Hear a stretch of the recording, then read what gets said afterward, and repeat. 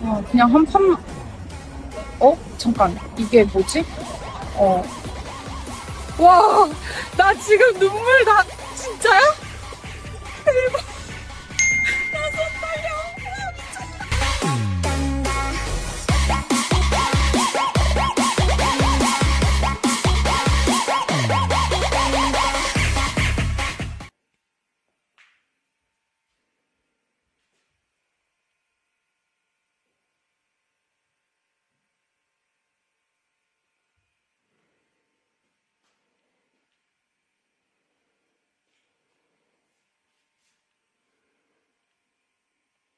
Hey everyone, welcome back to the shop. The night is quiet. The only sound is the low electric hum of the old fluorescent lamp hanging above the bench and that deep, familiar smell of dust, oil, and decades-old wood that never really leaves these walls.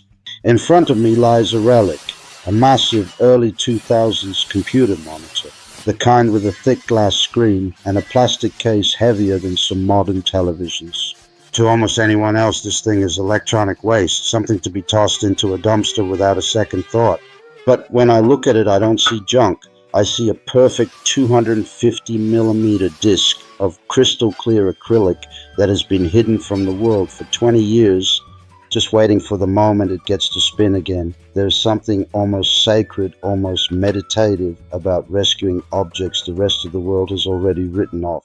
This monitor once sat on someone's desk while they sent their first nervous emails, watched grainy YouTube videos at 360p, laughed at stupid memes, maybe even edited their wedding photos. It was part of countless small human moments, and now every circuit board, every screw, every tired capacitor inside it is dead, except this one piece of acrylic that is still flawless.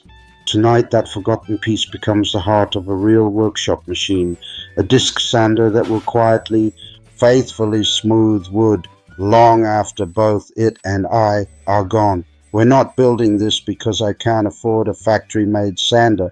We're building it because only when you take trash in your hands, cut it, weld it, balance it, and finally hear it roar to life, do you truly understand what a tool actually is. A tool is not a product. A tool is a conversation between you, the material, and time itself.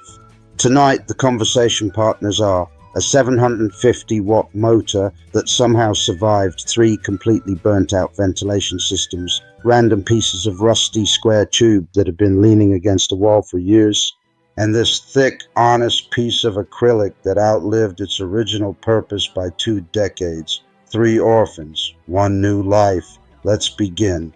Disassembling an old monitor always feels like performing an autopsy on a small slice of history.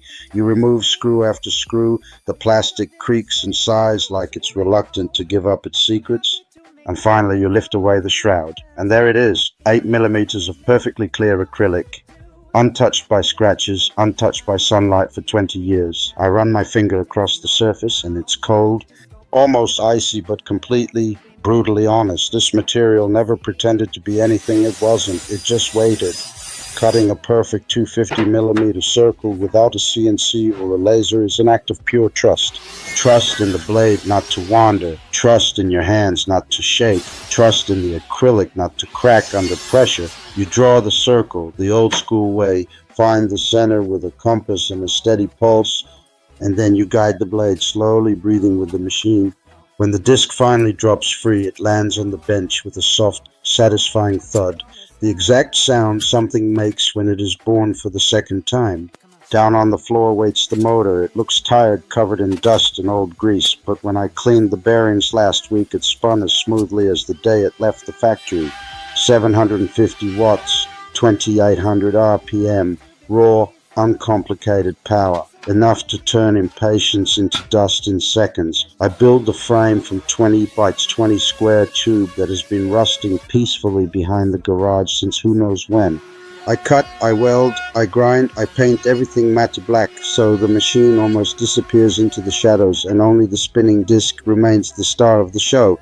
Every extra gram, every unnecessary bracket I leave out. The secret to any good homemade tool is ruthless minimalism. Include nothing that doesn't have a reason to exist. Less is never lazy when it's honest.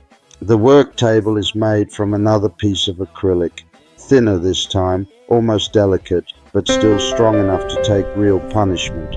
I cut a precise slot so the disc can rise through it like the moon through clouds. Then I add the angle adjustment, a couple of slotted brackets, a wing nut, and suddenly it tilts smoothly from 0 to 50 degrees. Nothing here is over-engineered, nothing is fragile. It's crude, honest, and accurate to within half a degree, exactly what you need and not a single thing. Across the entire face of the big disc, I glue industrial-grade hook and loop. When the first sheet of 80 grit abrasive rips onto it, the sound is pure commitment, like tearing open a letter you already know will change everything. Under the table, I weld a simple 50mm dust port aimed directly at the point where wood meets grit. Later, when a shop vac is connected, the storm of sawdust will vanish before it even learns your name. Clean work is respectful work. The first power-up is always the moment of truth.